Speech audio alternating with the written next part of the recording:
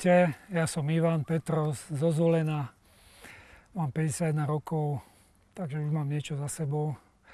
Chcem vám povedať niečo o tom, ako Boh vstúpil do môjho života, ako ho zmenil a dúfam, že ako ho ďalej bude meniť.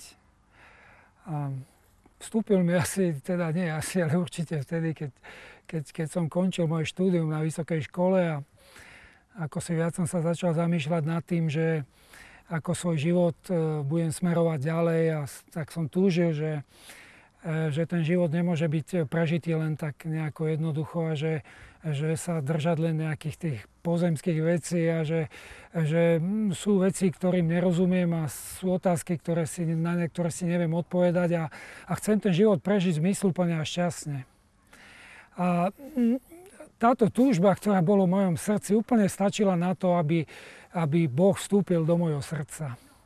A ako to sa stalo, ako to všetko prebehlo, myslím si, že ani nie je podstatné, lebo naozaj každý sme iný a každý z nás ten život prežíva inak a to detstvo má iné a ten Boh je taký úžasný v tom, že on nás pozná úplne dokonale a vie, kedy môže prísť, ani nie s veľkým rachotom, ale s takým úžasným citom pre nás. A ja sa z toho veľmi teším, lebo som zistil, že naozaj môj život s ním je zmysluplný. Že môj život a moja rodina, ktorú mám 4 deti, a že sa mi kráča ľahšie.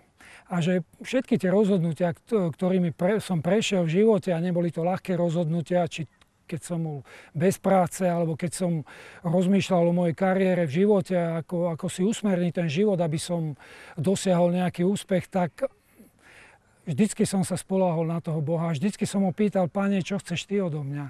A nebolo to ľahké a boli to také ako ťažké veci niekedy, ale vidím, že Boh bol stále pri mne a pomohol mi sa rozhodovať v týchto veciach. A ja som z toho šťastný a teraz vidím, že aj keď už mám niečo za sebou, že Boh má stále niečo pre mňa pripravené. A že Boh ma stále ponúka, dáva mi nové výzvy. A aj keď si človek myslí, že teda deti mu rastú a že všetko je super a v poriadku, ale nie je to tak. Že Boh počíta ešte aj s našou generáciou. Že nie sme tá generácia, ktorá je už niekde bokom a že tí mladí proste to ťahajú tou svojou silou a všetko valcujú a že my máme byť niekde bokom. Nie. Ja sa teším z toho, že Boh nás pozýva aj našu generáciu. A som rád, že aj tu na Sliači sme založili také spoločenstvo rodičov a že tiež sa snažíme pochopiť tie svoje deti, ktoré si hľadajú takú osobitú cestu k Bohu.